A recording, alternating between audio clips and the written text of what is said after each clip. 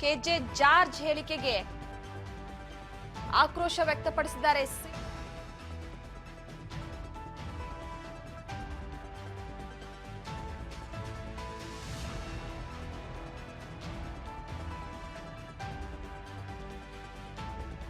ಪ್ರಮುಖವಾಗಿ ಈಗ ಸಿಟಿ ರವಿ ಅವರು ಕೂಡ ಆಕ್ರೋಶವನ್ನ ವ್ಯಕ್ತಪಡಿಸಿರುವಂತದ್ದು.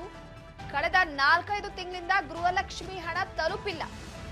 ಸರ್ಕಾರಕ್ಕೆ 5-6 ತಿಂಗಳಿಂದ ಅಕ್ಕಿ ಕೊಡೋದಕ್ಕಾಗ್ತಾ ಇಲ್ಲ. ಬಡ ಜನರಿಗೆ ಅನ್ನಭಾಗ್ಯ ಅಂತ ಹೇಳಿ ಅಕ್ಕಿ ಕೂಡ ಕೊಟ್ಟಿಲ್ಲ. ಆದ್ರೆ ಕೆಜೆ ಜಾರ್ಜ್ ಅವರ ಹೇಳಿಕೆಯನ್ನ ಸಿಟಿ ರವಿ ಅವರು ಅವರ ಹೇಳಿಕೆಯ ವಿಚಾರವಾಗಿ ಆಕ್ರೋಶವನ್ನ ವ್ಯಕ್ತಪಡಿಸಿದ್ದಾರೆ. ಈ ಸರ್ಕಾರ ಪಾಪರಾಗಿದೆ, ಬೆಲೆ ಏರಿಕೆ ಮಾಡಿದ್ದಾರೆ, ಬೆಲೆ ಏರಿಕೆ ಮಾಡೋದಕ್ಕೆ ಅಧಿಕಾರಕ್ಕೆ ಬಂದ್ರ ಅಂತ ಪ್ರಶ್ನೆ ಮಾಡಿದ್ದಾರೆ. ಪಂಚ ಗ್ಯಾರಂಟಿಗಳ ಸರ್ಕಾರದ ವಿರುದ್ಧ ಸಿಟಿ ರವಿ ವಾಗ್ದಾಳಿಯನ್ನ ನಡೆಸಿರುವಂತದ್ದು.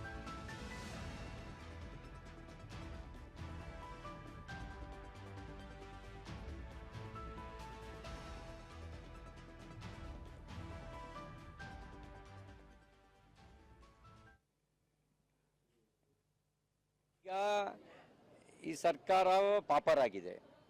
ಪ್ರತಿನಿತ್ಯ ನೀವು ಫ್ರೀಡಂ ಪಾರ್ಕಲ್ಲಿ ನೋಡಿ, ಮುಂದಿನ ಅಂಗನವಾಡಿ ಶಿಕ್ಷಕಿಯರ ಚಳವಳಿ, ಇನ್ನೊಂದಿನ ಆಶಾ ಕಾರ್ಯಕರ್ತರ ಚಳವಳಿ, ಇನ್ನೊಂದಿನ ಗುತ್ತಿಗೆ ನೌಕರರ ಚಳವಳಿ, ವೈದ್ಯರ ಚಳವಳಿ, ಉಪನ್ಯಾಸಕರ ಚಳವಳಿ.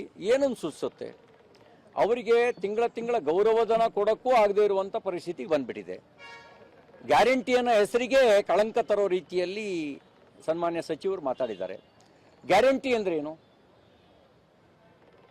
ಸೂರ್ಯ ಹುಟ್ಟೋದು ಎಷ್ಟು ಸತ್ಯನೋ ಅಷ್ಟೇ ಸತ್ಯ ನಿಮ್ಮ ಖಾತೆಗೆ ಹಣ ಬರುತ್ತೆ ಅನ್ನೋದು ಗ್ಯಾರಂಟಿ ಅಂತ ಹೇಳ್ತಾರೆ. ಅಂದರೆ ಕಾಂಗ್ರೆಸ್ ಗ್ಯಾರಂಟಿ ದೋಖ ಅಂತ ಆಯ್ತಲ್ಲ. 10 kg ಅಕ್ಕಿ ಬೇಕೋ ಬೇಡವೋ? 22 ತಿಂಗಳಾಯ್ತು 10 kg ಅಕ್ಕಿ ಇಲ್ಲ. ಒಂದು ಕೇಂದ್ರ ಸರ್ಕಾರ ಕೊಡೋ 5 kg ಬಿಟ್ಟರೆ ಇವತ್ತಿನವರೆಗೂ ಇಲ್ವೇ ಇಲ್ಲ. ಮತ್ತು ಗ್ಯಾರಂಟಿಯಾಗಿ ಇವರು ಕೊಟ್ಟಿರೋದೇನು ಅಂದರೆ 16 ವಿವಿಧ ಅಗತ್ಯ ವಸ್ತುಗಳ ಬೆಲೆ ಏರಿಕೆ ಮಾಡಿದ್ದಾರೆ. ಅದು ಬಸ್ ದರ, ಮೆಟ್ರೋ ದರ, ಹಾಲಿನ ದರ, ಆಲ್ಕೋಹಾಲಿನ ದರ, ವಿದ್ಯುತ್ ದರ ಸೇರಿದಂತೆ, ಸ್ಟಾಂಪ್ ಡ್ಯೂಟಿ, ಎಕ್ಸೈಸ್ ಡ್ಯೂಟಿ ಈ ಸೇರಿದಂತೆ 16 ವಿವಿಧ ಅಗತ್ಯ ವಸ್ತುಗಳ ಬೆಲೆ ಏರಿಕೆ ಮಾಡಿದ್ದಾರೆ.